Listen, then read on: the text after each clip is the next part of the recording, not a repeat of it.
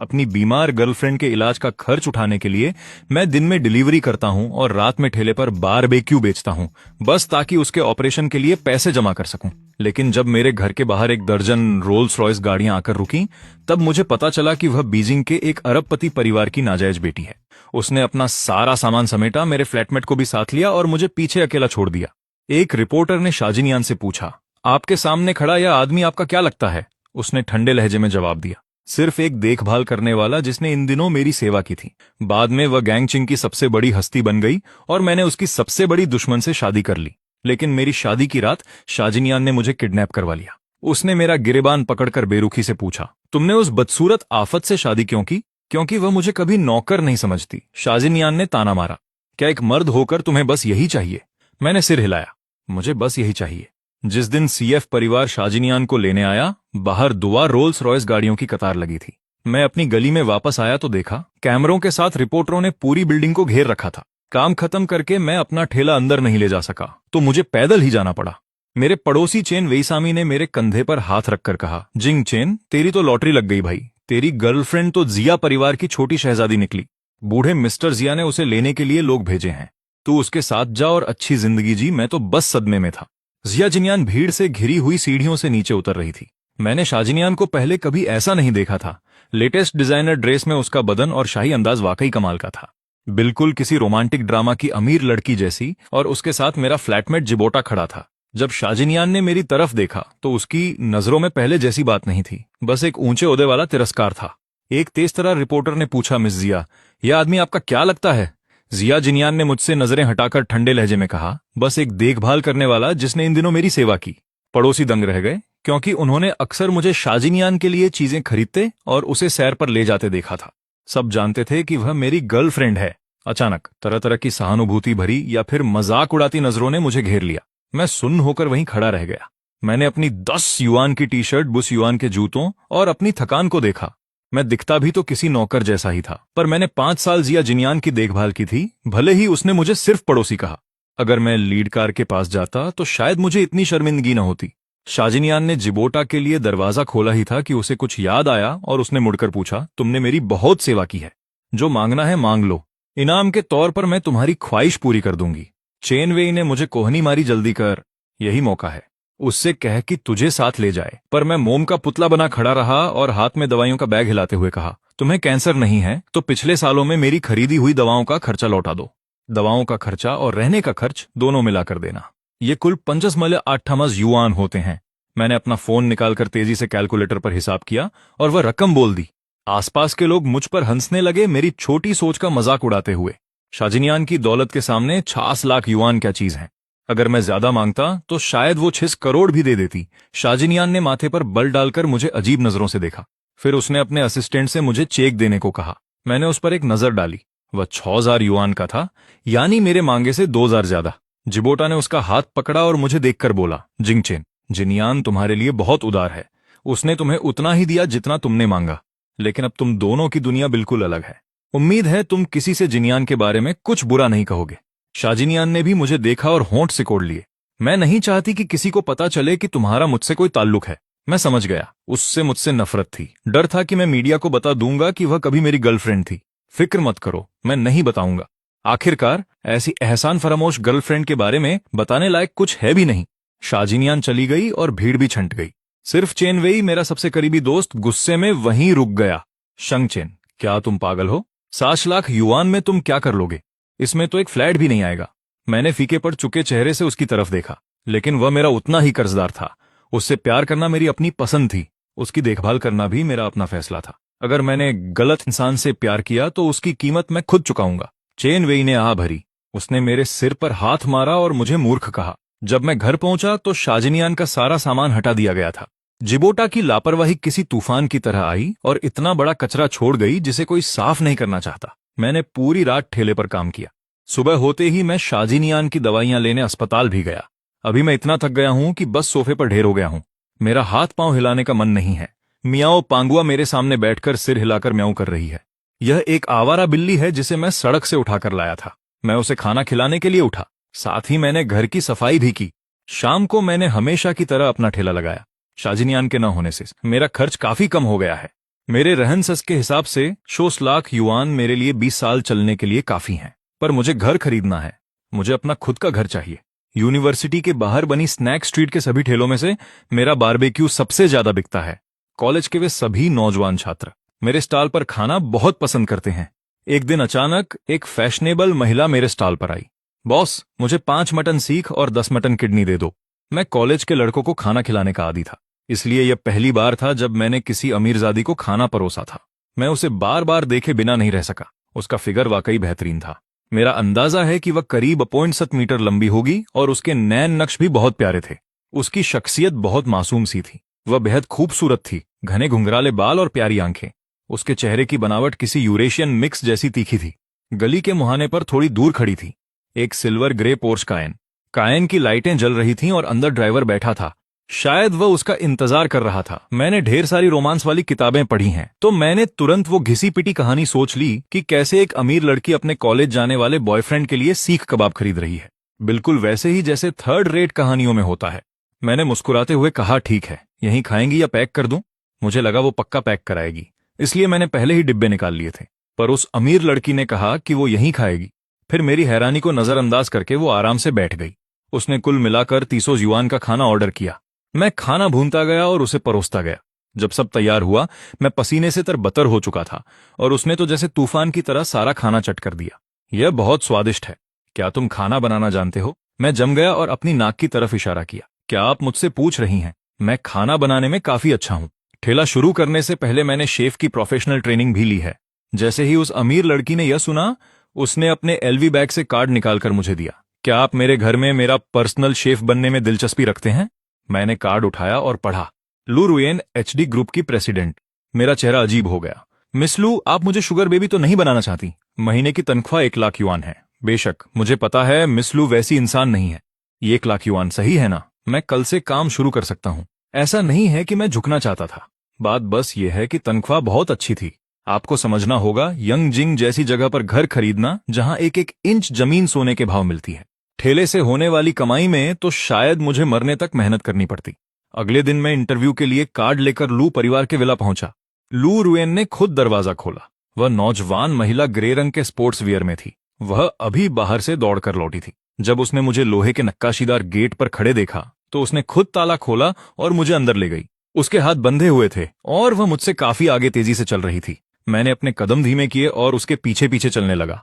लू परिवार की हवेली बहुत बड़ी है। गेट से लिविंग रूम तक पहुंचने में 7-8 मिनट लग गए। मैं चलते हुए अपने आसपास नजर रखे हुए था और उसके प्रति सतर्क था। क्या पता वह कोई शातिर धोखेबाज हो। तभी एक जोर की धमक के साथ मैं उसकी कोमल पीठ से जा टकराया। एक भीनी भीनी खुशबू मेरी नाक में समा गई।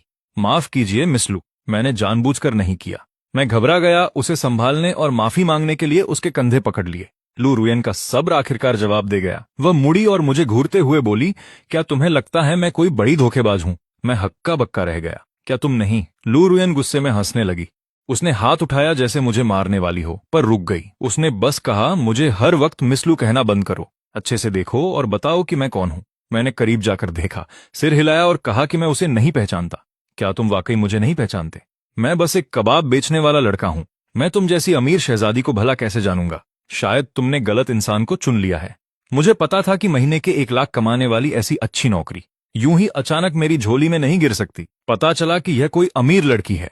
उसकी नजरें कमजोर हैं और उसने मुझे कोई और समझ लिया। लू रुयेन ने दांत पीसते हुए एक भयानक मुस्कान दी। टोंग जिंग चिंग, अगर तुमने दोबारा कहा कि तुम मुझे नहीं जानते, तो जब यह रईसजादी अपना आपा खोएगी। उसके जिस्म से उठती ठंडक मैंने महसूस की। मैं अनजाने में ही दुबक गया। उस औरत के चेहरे को गौर से देखा। उसके उस मासूम खूबसूरत चेहरे पर आग से झुलसे हुए उन जख्मों की याद मेरे जहन में ताजा हो गई। अगर उस चेहरे के सारे जख्म मिटा दिए जाएं। मैं अचानक चौंक उठा। मुझे तुरंत एहसास हो गया कि वह कौन है। फिर मैं मुड़ा और जितनी तेज भाग सकता था भागा। अगले ही पल मेरी कलाई किसी ने कसकर पकड़ ली। मेरी पीठ जोर से दीवार से जा टकराई। लू रुयेन का चेहरा मेरी आंखों के सामने था। उसने मुझे अपने जिस्म और दीवार के बीच कैद कर लिया, ऊपर मेरी तरफ देखते हुए। टोंग जिंग चिंग, भागने की हिम्मत कैसे हुई? मैं भाग ही नहीं सकता था, चाहे कितनी भी कोशिश कर लेता। आखिर हम इतने करीब जो थे। उसकी सांसें लगभग मेरे चेहरे पर महसूस हो रही थी। मैं हिलने की जुर्रत भी नहीं कर सका, इस डर से कि वह सोचेगी मैं उसका फायदा उठा रहा हूं। सच तो यह है कि यिन युन से पहले मेरी एक और प्रेमिका थी। उस गर्मी जब मैं इस तरह का हुआ, एक नई छात्रा हमारी क्लास में आई। उसका नाम झांगवान था। उसके चेहरे पर जले हुए बड़े बड़े निशान थे। क्लास के सभी छात्र उससे डरते थे और जानबूझकर उसे अलग थलग रखते थे। कैंटीन में तो कोई उसके बगल में बैठने की हिम्मत भी नहीं करता था। हर कोई उसके पीठ पीछे उसे बदसूरत चुड़ैल कहता था। उसके डेस्क पार्टनर ने सीट बदलने की मांग की, यह कहकर कि उसका चेहरा देखकर उन्हें बुरे सपने आते हैं। टीचर के पास कोई चारा नहीं था। उन्होंने पूछा कि क्या कोई उसके साथ बैठना चाहता है। उसकी पीली उंगलियां डेस्क के किनारे को कुरेद रही थीं।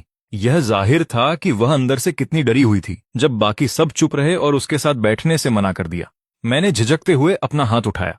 पूरी क्लास जोर जोर से हंसने लगी। टोंग जिंग चिंग और वह साथ बैठेंगे। कचरा लड़का और बदसूरत चुड़ैल क्या जोड़ी है। तब तक मेरी परवरिश करने वाली दादी जिंदा थी। दादी कूड़ा कबाड़ बीनकर मेरा पेट पालती थी। उनका बोझ कम करने के लिए मैं स्कूल के बाद कूड़ेदानों को खंगालता था, दादी के लिए बोतलें इकट्ठा करने को। मेरे सहपाठी मुझसे नफरत करते, कहते कि मैं बदबूदार हूं। हाई स्कूल के पहले साल से ही मैं हमेशा अलग डेस्क पर बैठता था। टीचर मेरी स्थिति जानते थे। उन्होंने क्लास को खूब डांटा। आप लोगों को बोलने से तो रोक सकते हैं, पर उनके मन के ख्यालों को कैसे रोकेंगे। वे फिर भी मेरी पीठ पीछे मुझे कचरा लड़का कहकर चिढ़ाते रहे। उस पल मैंने उनकी सारी हंसी और मजाक को नजरअंदाज कर दिया। मैंने अपनी शर्ट का कोना मरोड़ा और घबराते हुए झांगवान से पूछा, क्या तुम चाहोगी कि मैं तुम्हारा डेस्क पार्टनर बनूं? मैं डर रहा था कि उसे मेरी बदबू से नफरत होगी, पर झांगवान ने जोर से सिर हिलाया। जब तक तुम्हें डर नहीं लगता मुझे मंजूर है। उसके बाद हम ज्यादा से ज्यादा वक्त साथ बिताने लगे। मुझे पता चला कि झांगवान बहुत होशियार थी। वह हमेशा पूरी क्लास में अव्वल आती थी। वह पढ़ाई में मेरी मदद करती थी। मैं उसके लिए दादी के हाथ के बने जोंगजी लाता था। जब स्कूल के बाहर गुंडे उसे तंग करते तो मैं बेसबॉल बैट उठाकर उनसे लड़ जाता था। जब मेरे पास खाने के पैसे नहीं होते तो वह अपनी जेब खर्च के आधे पैसे मुझे दे देती थी। हाई स्कूल के आखिरी साल में उसने अचानक अपने प्यार का इजहार किया और कहा कि हम साथ में एक ही कॉलेज में अप्लाई करेंगे। हमने साथ में सिंघुआ और पीकिंग यूनिवर्सिटी जाने की कसम खाई। मैंने उसका इकरार कबूल कर लिया। मैंने अपनी पहली पसंद के तौर पर सिंघुआ और पीकिंग यूनिवर्सिटी भरी, पर एप्लीकेशन की आखिरी तारीख से एक रात पहले मैं एक 5 स्टार होटल में पार्ट टाइम काम कर रहा था। मैंने झांगवान के परिवार को वहां खाना खाते देखा। झांगवान के बगल में एक बेहद हैंडसम लड़का बैठा था। जब उनके माता पिता वॉशरूम गए, मैंने सुना वे चर्चा कर रहे थे कि लड़का झांगवान के साथ इलाज के लिए विदेश जाएगा और लौटने पर उनकी सगाई हो जाएगी। मैं मानता हूं कि मैं बहुत हीन महसूस कर रहा था। मैं घर गया और अपना फॉर्म बदल दिया। फिर मैंने झांगवान को मैसेज किया कि मुझे किसी और से प्यार हो गया है और मैं ब्रेकअप करना चाहता हूं। फिर मैंने झांगवान के सारे कांटेक्ट ब्लॉक कर दिए। किसी को नहीं पता था कि मैं किस कॉलेज गया, और मैंने फिर कभी झांगवान के बारे में कुछ नहीं सुना। अगर शाजिन्यान उस दिन घर नहीं आई होती और रिपोर्टरों ने तुम्हारी फोटो नहीं ली होती तो शायद मुझे कभी पता नहीं चलता कि तुम यांगजिंग वापस आ गई हो। लीरियन की आवाज गुस्से से भरी थी। क्या वह कोई और है? शाजिन्यान, मैंने कभी नहीं सोचा था कि ब्रेकअप के वक्त जो बहाना मैंने बनाया था वह अब तक उसे याद रखेगी। मैंने उसके दिल से अपना हाथ झटक दिया। उससे तुम्हारा कोई लेना देना नहीं है ना? मुझे याद है कि मैं तुमसे पहले ही ब्रेकअप कर चुका हूं। ली रुआन गुस्से से पागल हो गई और बोली, क्या तुम किसी पालतू कुत्ते की तरह हो, जब मन करे ब्रेकअप कर लेते हो? जैसे ही उसने अपनी बात खत्म की, विला का गेट खुला। एक हैंडसम आदमी कुरकुरे सफेद सूट में बाहर निकला। वह आदमी बेहद आकर्षक था, बिल्कुल किसी परिकथा के राजकुमार जैसा। मैं उससे पहले मिल चुका हूं। वही आदमी है जिसने उस दिन ली रुआन के साथ प्राइवेट रूम में खाना खाया था। मुझे याद है कि उस वक्त दोनों के माता पिता चाहते थे कि उनकी सगाई हो जाए। तो ली रुआन का पहले से मंगेतर है और फिर भी वह मुझे परेशान करने की कोशिश कर रही है। क्या सबको लगता है कि मैं बहुत आसानी से धमकाया जा सकता हूं? टोंग जिंग चिंग, सिस्टर यांग, आपने आखिरकार टोंग जिंग चिंग को ढूंढ ही लिया। लड़का यह बोलते ही बेहद उत्साहित हो गया। सिस्टर यांग, आखिर इस लड़के का ली रुआन के साथ क्या रिश्ता है? ली रुआन ने सिर हिलाया। उसने उस लड़के की तरफ इशारा किया और उसका परिचय दिया। वह शियाजुआन है, शिया परिवार का युवा वारिस टोंग जिंग चिंग। इससे पहले कि ली रुआन कुछ कहती, शाजिगजुआन ने तुरंत आकर मेरी बाह पकड़ ली। क्या तुम्हें पता है कि सिस्टर यांग का बॉयफ्रेंड कौन है? मैं हैरान रह गया। ली रुआन ने खुलेआम सबको बता दिया कि मैं उसका बॉयफ्रेंड हूं। शाजिन्यान स्वस्थ थी जब हम डेट कर रहे थे। फिर बिना किसी वजह के उसका कार एक्सीडेंट हो गया। उसे लगा कि शिया परिवार की मालकिन उस नाजायज बेटी से छुटकारा पाना चाहती थी। शिया खानदान की मालकिन को ये लगे कि ये नाजायज बेटी अब कोई खतरा नहीं है। उसने बीमार होने का नाटक शुरू कर दिया, लेकिन मुझे इसके बारे में कुछ पता ही नहीं था। मैंने उस चेकअप और दवाइयों के लिए पैसे बचा कर रखे थे। हर बार हजारों का खर्च होता था। मुझे लगा कि बॉयफ्रेंड होने के नाते यह मेरी जिम्मेदारी है। चाहे उसे कोई भी बीमारी हो, मैं उसका इलाज कराऊंगा। लेकिन वह तो बस नाटक कर रही थी। पुराने मास्टर शिया उसे वापस शिया परिवार ले गए थे, लेकिन उसने दूसरों को बताया कि मैं बस उसका केयरटेकर था।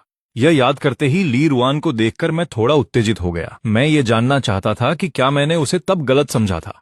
शिया जिक्सुआन ने मेरे कान के पास आकर फुसफुसाया, भले ही सिस्टर यान तुम्हें पसंद करती हैं, पर ली परिवार ने मुझे उनका मंगेतर चुना है। जरा खुद को तो देखो। तुम्हें क्या लगता है तुम आज की सिस्टर यान के लायक हो? अब वह वैसी बदसूरत लड़की नहीं रही जैसी तब, लेकिन तुम अब भी वही सड़े हुए बारबेक्यू बेचने वाले हो। मैं दंग रह गया और अनजाने में ही शिया जिक्सुआन की पकड़ से अपना हाथ छुड़ा लिया। लेकिन शिया जिक्सुआन ने ऐसा नाटक किया जैसे मैंने उसे जोर से धक्का दिया हो और वह फर्श पर गिर पड़ा। उस लड़के ने फौरन एक उलझे हुए चेहरे से मेरी ओर देखा और बेचारगी से पूछा, ब्रदर गेंशिन, आपने मुझे धक्का क्यों दिया? मैंने तुरंत ली रुआन की तरफ देखा।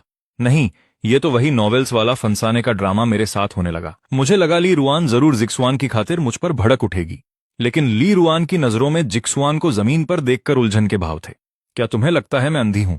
गेंशिन ने तुम्हें छुआ तक नहीं। क्या तुम वाकई ये सब नाटक कर रहे हो? मैंने तुम्हें पहले ही चेतावनी दी थी कि मेरे घर मत आना। अब मेरे बॉयफ्रेंड के सामने यह क्या परफॉर्मेंस चल रही है? यह कहकर उसने मेरा हाथ पकड़ा और अंदर ले गई, पीछे उस हैरान जिक्सुआन को छोड़कर। लू परिवार का लिविंग रूम बहुत बड़ा था। वहां नौकर अपने अपने काम में लगे थे। किसी ने भी मुझ पर, इस अनचाहे मेहमान पर, दोबारा नजर नहीं डाली। लियू रुआन ने खुद अपने हाथों से मुझे पानी का एक गिलास दिया, फिर मुझे बैठने को कहा। गेंशिन, मुझे सच बताओ, वो मैसेज जो तुमने तब भेजा था वो झूठ था, है ना? तुम्हें किसी और से प्यार नहीं हुआ था? हाँ और ना, वो मैसेज वाकई झूठ था, लेकिन मुझे बाद में किसी और से प्यार जरूर हुआ। भले ही जियाजिनियन ने मुझे पाने की कोशिश की, पर मैंने 5 साल तक उसका ख्याल रखा, तो आखिरकार मुझे उससे लगाव तो हो ही गया था। मैंने जो किया मैं उससे इनकार नहीं कर रहा, भले ही बाद में पता चला कि मैं गलत था। जिक्सुआन जियाजिनियन का सौतेला छोटा भाई है। लियू रुआन की उससे कभी सगाई नहीं हुई थी। यह तो बस दोनों परिवारों के बुजुर्गों की अपनी ख्वाहिश थी। तो मैं लियू रुआन का पर्सनल शेफ बनकर लू परिवार में रहने लगा। लियू रुआन ने मेरे लिए एक अलग कमरा भी तय कर दिया, ठीक उसके कमरे के बगल में। मैं तो हैरान ही रह गया। रात को जब मैं कमरे में आया तब मुझे एहसास हुआ उस बड़े से बिस्तर पर एक रजाई तक नहीं थी। मैं बटलर को ढूंढने गया। बटलर ने बेरुखी से जवाब दिया, आपके बारे में सब कुछ मिस ने खुद तय किया है, यह मेरे कंट्रोल में नहीं है, आप इस बारे में मिस से ही पूछ लें। मैंने हिम्मत जुटाई और लियू रुआन के दरवाजे पर दस्तक दी। अंदर से आवाज आई, अंदर आ जाओ। मैंने दरवाजा खोला और अंदर कदम रखा। बेडरूम में लियू रुआन कहीं नहीं दिखी। बाथरूम से पानी के गिरने की आवाज आ रही थी। वह नहा रही थी और फिर भी उसने मुझे अंदर आने को कहा। मैं बस यह कहने ही वाला था कि मैं बाद में आता हूं, तभी बाथरूम का दरवाजा खुला और लियू रुआन बाहर आई। उसके गीले बाल खुले थे और वह पजामे में बहुत फ्रेश लग रही थी। मैं खुद को उसे कुछ पल ज्यादा देखने से रोक नहीं पाया। ऐसा नहीं कि मैं कोई परवर्ट हूं, उसका फिगर ही इतना कमाल का है। नाइट गाउन के नीचे से उसके लंबे खूबसूरत पैर दिख रहे थे। उसकी कमर इतनी पतली थी कि हाथ में समा जाए। उसका फिगर भी बहुत गजब का था, और सबसे बुरी बात यह कि वह मुझे जानबूझकर टीज कर रही थी। एक छोटी लोमड़ी की तरह सीधे मुझे घूर रही थी। मैं 20 साल से ऊपर का हो चुका हूं, इतने लालच का सामना मैं कैसे करता? मुझे वहीं मौके पर नक्सीर फूट गई। लियू रुआन चौंक गई। वह तेजी से पास आई और मेरी ठुड्डी पकड़कर मेरा सिर पीछे की ओर झुकाया। मुझे अपने बिस्तर के किनारे बिठाया और नाक में रुई ठूंस दी। फिर उसने नफरत भरे अंदाज में कहा, तुम इतने कमजोर क्यों हो? क्या तुम जियाजिनियन के साथ 5 साल नहीं रहे? मैंने दुखी होकर जवाब दिया, तुमने पहले कभी ऐसा नहीं देखा। वह मुझे कभी छूने ही नहीं देती। मजे की बात यह है कि जियाजिनियन ने ही मुझे पाने के लिए पीछा किया था, लेकिन वह मेरी सुरक्षा किसी चोर की तरह करती है, खासकर जब से उसे वो लाइलाज बीमारी हुई है। मैं चाहे कितना भी अच्छा रहूं, वह हमेशा मुझसे ठंडी और चिड़चिड़ी रहती है। इसके बजाय वह मेरे रूममेट जी बोटा के साथ बहुत प्यारी और केयरिंग है। जी बोटा वाकई बहुत हैंडसम है। वह एक फॉरेस्ट शॉप में सेल्समैन का काम करता है। एक समय ऐसा भी था जब वह आधी रात के बाद जियाजिनियन के मैसेज आते थे। वो मुझसे अपने लिए मिल्क टी मंगवाती थी। एक छोटा कप 30 रुपए का आता था। बाद में मैंने वही मिल्क टी जी बोटा के भी चैट स्टेट्स पर देखी। तब मुझे समझ आया कि जियाजिनियन ने वो उसके लिए मंगवाई थी। मुझे बहुत गुस्सा आया। मैंने अपनी दुकान बंद की और घर आकर देखा कि जियाजिनियन जी बोटा की बाहों में सिमटी हुई है। वो दोनों गेम खेल रहे थे। मैंने जी बोटा को दूर किया और जियाजिनियन से सवाल किया, जब मैं तुम्हें छूने की कोशिश करता हूं तो तुम दूर भागती हो, पर यह तुम्हारे इतने करीब रह सकता है। आखिर तुम्हारा बॉयफ्रेंड कौन है, वो या मैं? जियाजिनियन ने अपनी नाक ढंककर कहा, तुम हर बार घर आते हो तो खाना पकाने के तेल की बदबू आती है। तुम्हारे पास होना बहुत गंदा लगता है। जी बोटा ने भी कहा, गलत मत समझना ब्रदर गेंशिन, जिन्यान और मेरे बीच वैसा कुछ नहीं है जैसा तुम सोच रहे हो। मैं उसे एक फीमेल दोस्त की तरह मानता हूं, इसीलिए हम छोटी मोटी औपचारिकताएं नहीं रखते। उस सुबह मैंने बहुत देर तक नहाया। मैंने अपना स्टॉल का बिजनेस पूरी तरह छोड़ने का सोचा। तभी जियाजिनियन का मैसेज आया, इस महीने की मेडिकल फीस 7,000 है, मुझे तुरंत ट्रांसफर करो। मेरा दिल ठिठुर गया। मैंने पैसे ट्रांसफर नहीं किए।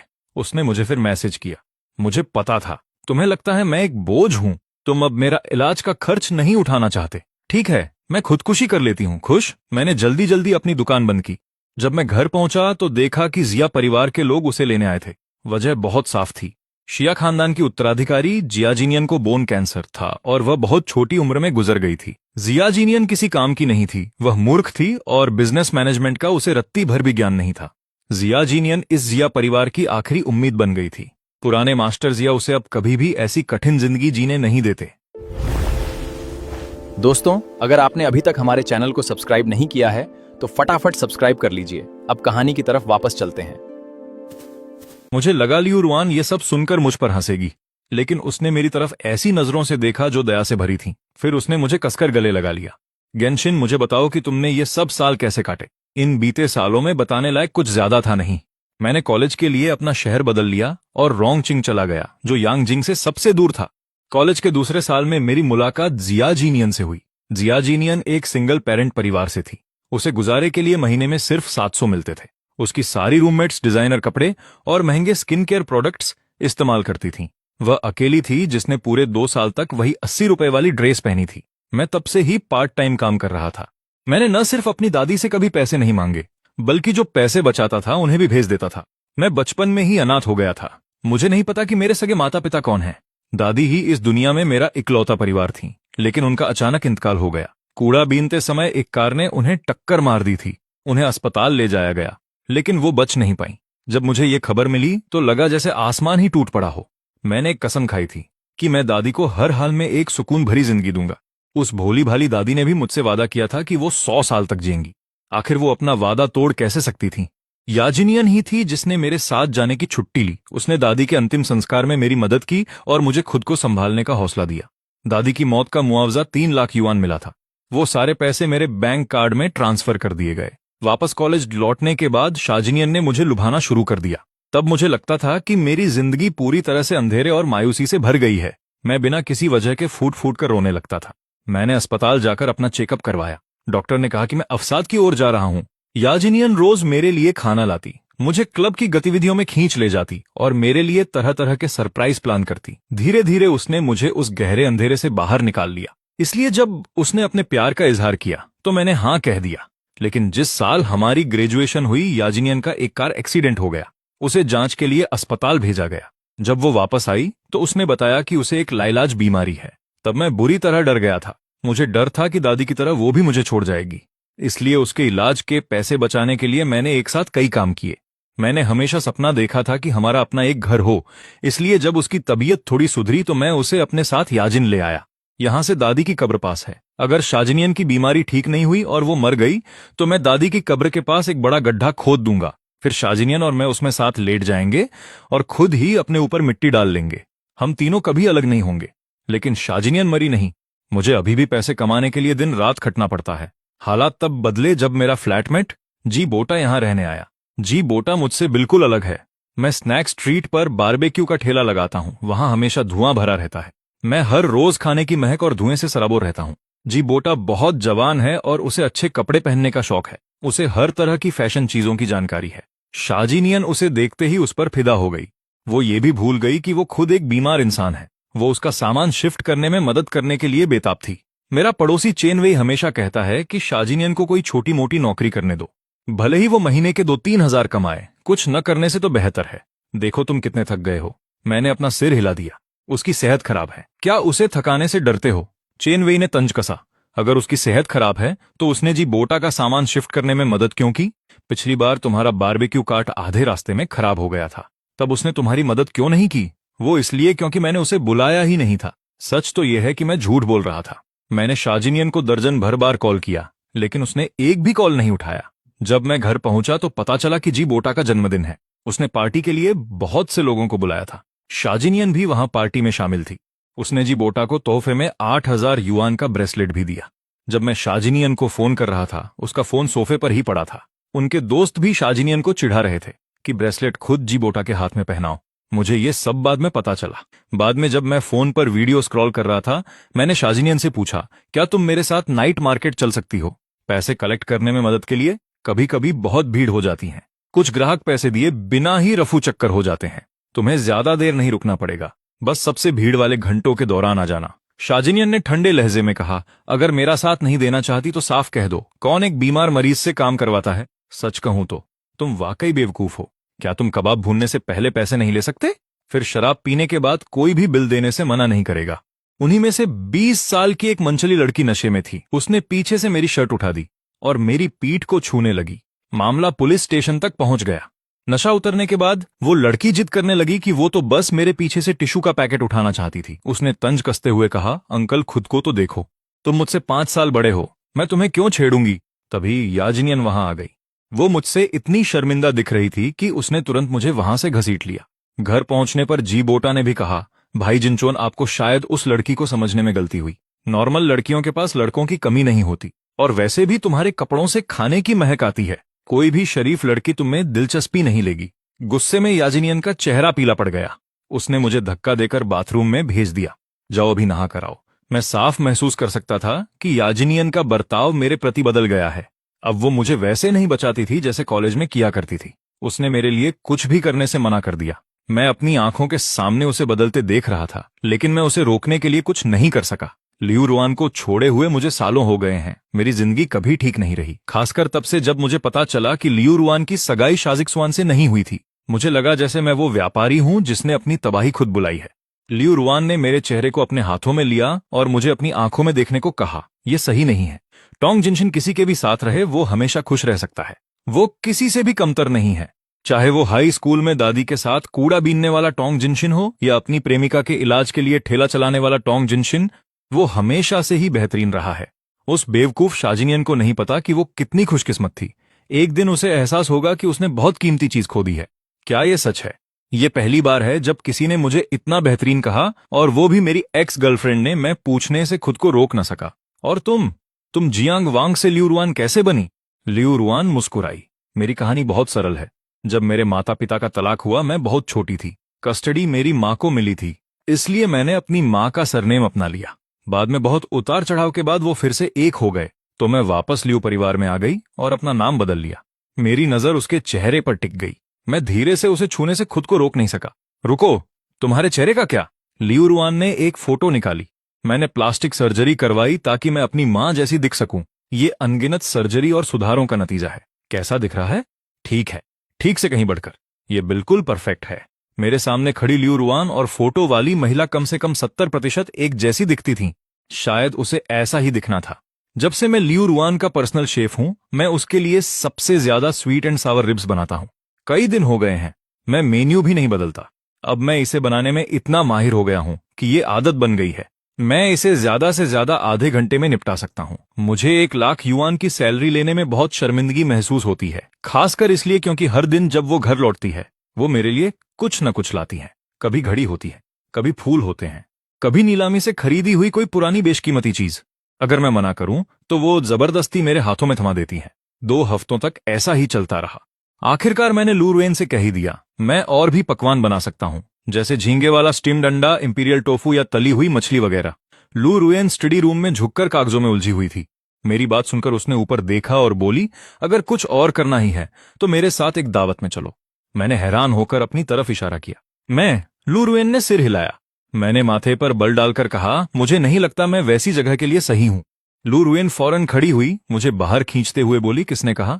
हर किसी में एक ग्लैमरस पहलू होता है, बस उसे बाहर लाने के लिए पैसे चाहिए होते हैं।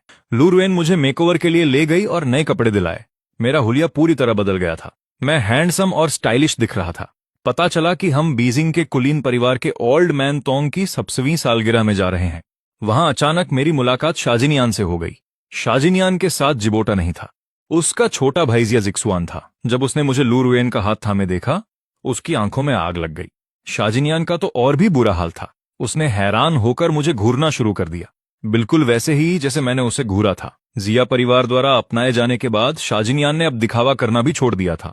उसने तंज कसते हुए कहा, बहन यान, क्या आप मुझे छोड़कर इस बारबेक्यू बेचने वाले के साथ रहेंगी? मैं उससे कहीं ज्यादा कुलीन हूं, वो तुम्हें क्या दे सकता है? लू रुएन मुस्कुराई, तुम 24 साल की हो, है ना? आज तक तुमने अपनी मेहनत से एक भी पैसा कमाया है? क्या तुम्हारी तथाकथित कुलीनता बस तुम्हारा पारिवारिक बैकग्राउंड है? शाजिनियान का चेहरा गुस्से से लाल हो गया। अच्छे परिवार का होना एक फायदा है, सही ना? लू रुएन ने कहा, फायदा तो है, पर इसका मतलब ये नहीं कि तुम खुद को सबसे बेहतर समझो। शाजिनियान की बोलती बंद हो गई। उसने मुझे ठंडी नजरों से घूरा और कहा, तोंग जिंग चेन, कोई आश्चर्य नहीं कि तुम मुझसे माफी मांगने नहीं आए। तुम्हें और हॉट और अमीर गर्लफ्रेंड मिल गई है ना, पर शायद तुम नहीं जानते, इसने प्लास्टिक सर्जरी करवा रखी है। पहले यह बिल्कुल बदसूरत थी। तुम मर्जी से एक बदसूरत लड़की के साथ क्यों हो? मैंने जवाब दिया, क्योंकि वो मुझे नौकर नहीं समझती। शाजिनियान एक पल के लिए जम गई, फिर हंसते हुए बोली, तुम्हारी औकात बस इतनी ही है। मैंने दृढ़ता से सिर हिलाया, सही कहा, हाँ मेरी औकात इतनी ही है। शाजिनियान गुस्से से दांत पीसने लगी। वो वाइन का ग्लास तोड़ ही देती। शाजिनियान ने हाथ बांधकर घमंड से कहा, तोंग जिंग चेन, ज्यादा मत उड़ो जब तक मेरी बहन तोंग के पोते से अच्छे संबंध बना लेगी। हमारा जिया परिवार बीजिंग में सबसे अमीर होगा, तब हमसे रिश्ता जोड़ने के लिए लोगों की लाइन लग जाएगी। तुम तो मेरी बहन के जूते साफ करने लायक भी नहीं हो। शाजिनियान ने यह बात मुझे और लूरवेन को कही, पर लूरवेन जोर से हंस पड़ी। शाजिनियान, तुम मर चुकी हो। जिया परिवार तुम जैसे दो बेवकूफों के हाथ में है। ये तो बर्बाद होना ही है। शाजिनियान गुस्से से उबल रही थी। तुम्हारा क्या मतलब है? लूरवेन ने कंधे उचकाए। जो सुना वही मतलब है। फिर उसने उन्हें पूरी तरह नजरअंदाज कर दिया और मुझे हॉल के अंदर ले गई। वहां कुछ सोशलाइट्स आईं जो लूरवेन को जानती थीं। सबने उसे घेर लिया और पूछा, मिस लू, आपके साथ ये सज्जन कौन है? मुझे लगा लूरवेन शाजिनियान की तरह मुझसे दूरी बनाएगी, पर उसने मुझे एक बार देखा। सबके सामने उसने अपना हाथ मेरे हाथ में डाल लिया। यह मेरा पहला क्रश है और वो जिसे मैं डेट पर ले जाने की कोशिश कर रही हूं। सब मुंह दबाकर दंग रह गए। हे भगवान, मिस लू, क्या वाकई कोई ऐसा है जिसे आप जीत नहीं सकती? मैंने धीमी आवाज में पूछा। तुम कब से मेरा पीछा कर रही हो? लूरवेन ने बेपसी से मेरी तरफ देखा। मुझे अचानक सब समझ आ गया। वो जो चीजें वो हर दिन लाती थी और वो कीमती तोहफे, वो सब मुझे फिर से पाने का उसका तरीका था। तभी जन्मदिन के मेजबान ओल्ड मैन तोंग अंदर आए। लूरवेन मुझे ओल्ड मैन तोंग के पास उपहार देने ले गई। उपहार लूरवेन ने चुना था, पर मैंने खुद ओल्ड मैन तोंग को वो तोहफा दिया। मुझे देखते ही ओल्ड मैन तोंग को कुछ अजीब सा लगा। उनके बगल में खड़ी महिला ने भी मुझे अजीब नजर से देखा। तुम्हारा नाम क्या है? तुम्हारे माता पिता क्या करते हैं? मैंने सिर उठाकर ओल्ड मैन तोंग की आंखों में देखा। मेरा नाम तोंग जिंग चेन है। मेरे माता पिता नहीं हैं। मैं अनाथ हूं। ओल्ड मैन तोंग का शरीर कांप उठा। तभी शाजिक्स आगे बढ़ा और जोर से बोला, ग्रैंडपा तोंग, शायद आप नहीं जानते, ये एक अनाथ है। यह रात के बाजार में कबाब बेचता था। अब जो ढंग का दिख रहा है वो बहन यान की बदौलत है। यह सुनते ही सब मुझे घृणा से देखने लगे, जैसे मैं कोई ऐसा आदमी हूं जिसने औरतों के सहारे तरक्की की है। सामाजिक सीढ़ी चढ़ने वाला। लूरवेन फौरन मेरे आगे ढाल बनकर खड़ी हो गई। ग्रैंडपा तोंग, शाजिक्स युआन की बकवास मत सुनिए। जिंगचेन ने कबाब बेचे थे, पर जो भी कमाया अपनी मेहनत से कमाया। मुझे नहीं लगता इसमें कोई शर्म की बात है। ओल्ड मैन तोंग ने सिर हिलाया और किसी को फोटो लाने को कहा। उसमें 4-5 साल का लड़का था। क्या तुम इसे जानते हो? मैं सन्न रह गया। तस्वीर वाला लड़का बिल्कुल बचपन में मेरे जैसा दिखता था। मेरे घर में एक एल्बम है। दादी ने मुझे मिलने के बाद से हर साल मेरी तस्वीरें ली थीं। वो कहती थीं ये मेरी यादें हैं। मुझे एक पल में सब समझ आ गया। मैंने अविश्वास से ओल्ड मैन तोंग की ओर देखा। ओल्ड मैन तोंग बोले, वह मेरा सबसे छोटा पोता था। उसे मानव तस्कर अगवा कर ले गए थे। हमने उसे हर जगह ढूंढा पर कोई सुराग नहीं मिला। आज तुम्हें देखा तो बिल्कुल वही लगा। उनकी आवाज कांप रही थी। मैं खुद को रोक ना सका। यह लड़का बिल्कुल मेरे 5 साल की उम्र के फोटो जैसा है। यह कहते हुए मैंने असली फोटो निकाली। ओल्ड मैन तोंग को दिखाने के लिए मैंने फोन में रखी थी। तस्वीर देखते ही उनकी सांसें अटक गईं, पर उन्होंने तुरंत पहचान नहीं की। उन्होंने बस पूछा, क्या तुम डीएनए टेस्ट के लिए बाल दे सकते हो? मैंने सिर हिला दिया।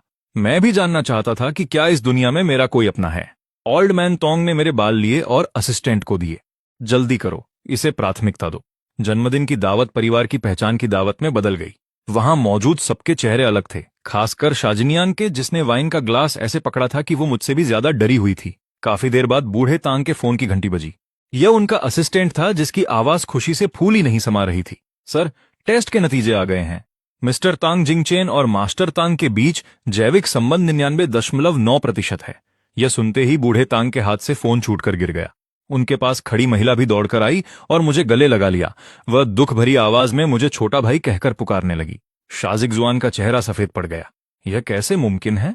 वह तो बस कबाब बेचने वाला एक मामूली लड़का है। वह तांग परिवार का खोया हुआ सबसे छोटा बेटा कैसे हो सकता है? क्या इसका कोई मतलब है? अब हम क्या करें?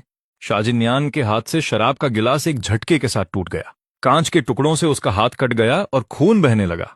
तांग परिवार ने मेरे सम्मान में एक भव्य समारोह आयोजित किया और लू रुयन के साथ मेरी सगाई का ऐलान भी कर दिया। किसे पता था कि सगाई की पिछली रात शाजिनियान ने मुझे अगवा कर लिया और शिया ग्रुप की बिल्डिंग की छत पर ले गई। शाजिन्यान ने मेरी आंखों पर बंधी पट्टी खोली, मेरे पैरों को पकड़ लिया और दीवानगी भरी नजरों से मुझे देखने लगी। जिंगचेन, लू रुयन से शादी मत करना। वह तुम्हारी असली पहचान बहुत पहले से जानती थी। वह तुमसे सिर्फ इसलिए शादी करना चाहती है क्योंकि उसे फायदे चाहिए। तुम्हारी पहचान उसे वो सब दिला सकती है, वरना वह तुम्हें उस दावत में क्यों ले जाती? वह तुम्हें खुद बूढ़े तांग के सामने क्यों पेश करती? मैं हंस पड़ा। अगर मेरी पहचान से उसे फायदा मिलता है तो मुझे खुशी है। जैसे जब तुम मेरी गर्लफ्रेंड थी, मैं तुम्हारी हर जरूरत पूरी करने को तैयार था। शाजिन्यान काफी देर तक सन्न रही और अविश्वास में बोली, तुम्हें परवाह नहीं कि वह स्वार्थ के लिए तुमसे प्यार कर रही है? मैंने पलटकर कहा, जब तुम मेरे पीछे पड़ी थी तब क्या तुम्हारा कोई स्वार्थ नहीं था? वो 3 लाख का मुआवजा? कॉलेज में शाजिन्यान को लगता था कि मेरे साथ रहने से उसकी मुश्किलें कम हो जाएंगी, लेकिन अफसोस, भले ही मैंने उसका बॉयफ्रेंड बनना स्वीकार कर लिया, उसने मुझे कितना भी बहकाया, मैंने मुश्किल हालात में भी उस पैसे को कभी हाथ नहीं लगाया। मेरे लिए वो पैसा मेरी दादी की जीवन रेखा थी। शाजिन्यान जमीन पर गिर पड़ी। लू रुयन ठीक समय पर पुलिस के साथ वहां पहुंची।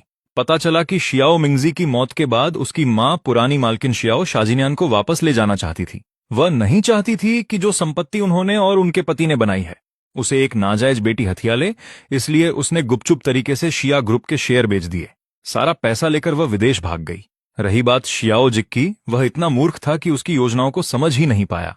वह जाने से पहले उससे भी साथ ले जाना चाहती थी, पर उसे लगा कि शिया परिवार के पास अभी भी अरबों की संपत्ति है और वह अपनी मां के साथ विदेश जाकर संघर्ष करने को तैयार नहीं हुआ। शिया ग्रुप सिर्फ एक खोखला ढांचा बन गया। शाजिन्यान के लौटने के बाद पुरानी मालकिन शियाओ को उम्मीद थी कि वह ग्रुप को पुनर्जीवित करेगी, लेकिन उसने ग्रेजुएशन के बाद कभी कोई काम ही नहीं किया था। इसलिए उसने तांग परिवार में शादी करके अपना उल्लू सीधा करने की सोची। मेरी असली पहचान सामने आने के बाद उसकी उम्मीदें पूरी तरह टूट गईं। इसे स्वीकार ना कर पाने के कारण उसने मुझे अगवा कर लिया, इस उम्मीद में कि वह लू रुयन का असली चेहरा मेरे सामने ला सकेगी और मेरा मन बदल देगी। पर मेरी बातों ने उस पर बिजली बनकर प्रहार किया। उसे यकीन नहीं हो रहा था कि मैं किसी से इतने निस्वार्थ भाव से प्यार कर सकता हूं। पर तभी उसे याद आया कि मैं अतीत में उससे भी ऐसे ही बेइंतहा प्यार करता था। वह शिया ग्रुप को बचाने से बस एक कदम दूर थी। अपार पछतावे ने उसे घेर लिया और उसकी आंखों से आंसू बहने लगे। उसे आखिर समझ आ गया कि उसने क्या खो दिया है। जब पुलिस उसे ले गई तो वह बस यही कह रही थी, जिंगचेन, मुझे माफ कर दो, मुझे माफ कर दो जिंगचेन। पता चला कि उसने बचपन से अपनी जिंदगी में चमकने वाला इकलौता सितारा खो दिया था। लू रुयन मुझे खोलने के लिए नीचे झुकी और धीरे से मेरा चेहरा छुआ। उसे मेरी हालत देखकर बहुत दुख हो रहा था। जिंगचेन, मैं समझा सकती हूँ, मुझे शुरुआत से तुम्हारी असली पहचान नहीं पता थी। तुम्हारी दादी के निधन और तुम्हारे दुनिया में अकेला हो जाने की बात पता चलने के बाद ही मैंने ठान लिया था कि मैं तुम्हें तुम्हारा परिवार ढूंढ कर दूंगी। बूढ़े तांग की बर्थडे पार्टी से 1 घंटे पहले जब तुम स्टडी में आए थे, मेरे हाथ में तुम्हारी पूरी बैकग्राउंड फाइल ही थी। मैंने तुम्हें तुम्हारा परिवार अपने फायदे के लिए नहीं मिलाया, बल्कि इसलिए कि तुम्हें प्यार करने वाले और ख्याल रखने वाले लोग मिल सकें। मैंने उसे अपनी बाहों में भर लिया और उसके माथे को चूम लिया। मैं जानता हूं, मुझे सब पता है। अगर उसे सिर्फ शादी का गठबंधन चाहिए होता तो मेरे जाने के बाद वह कब की शिया जिगजुआन से शादी कर लेती। आखिरकार शिया परिवार उस वक्त अपने चरम पर था। वह मेरे लिए इंतजार क्यों करती? मैंने वो बातें सिर्फ शाजिन्यान का दिल दुखाने के लिए कही थी, जिसने मुझे सबके सामने बस अपना केयरटेकर बताया था। पूरी उम्र वह मेरे लिए अपने अंदर पछतावा लेकर जिएगी। मुझे यकीन है हर बार जब वह किसी और मर्द से मिलेगी तो वह गुप्त रूप से उसकी तुलना मुझसे करेगी। अगर वह शख्स उसे मेरे जैसा बेइंतहा प्यार नहीं दे पाया तो वह हमेशा के लिए शक की गिरफ्त में रहेगी। वह कभी दोबारा खुश नहीं रह पाएगी। और अब मेरे और उसके बीच के सारे गिले शिकवे खत्म हो चुके हैं। हमारी शादी के दिन मैंने एक कस्टम मेड सूट पहना था और मेरे अपनों का साथ था। मैं कदम दर कदम अपनी खुशी की ओर बढ़ रहा था। लाल कालीन के अंत में सफेद वेडिंग गाउन पहने लू रुयन भरी आंखों से मुझे देख रही थी। उसी वक्त शाजिन्यान का फैसला सुनाया गया। अगवा करने के जुर्म में उसे 10 साल की कैद की सजा सुनाई गई। शादी की घंटी और जज के हथौड़े की आवाज एक ही साथ सुनाई दी। उस दिन से मैं सुनहरी धूप की तरफ बढ़ गया और वह सीधे नर्क की तरफ। तो आज के लिए बस इतना ही। अगर आपको ये वीडियो पसंद आई हो तो लाइक, शेयर और सब्सक्राइब जरूर कीजिए और ऐसी ही शानदार वीडियो देखने के लिए हमारे चैनल के साथ जुड़े रहिए। चलिए मिलते हैं नेक्स्ट वीडियो में।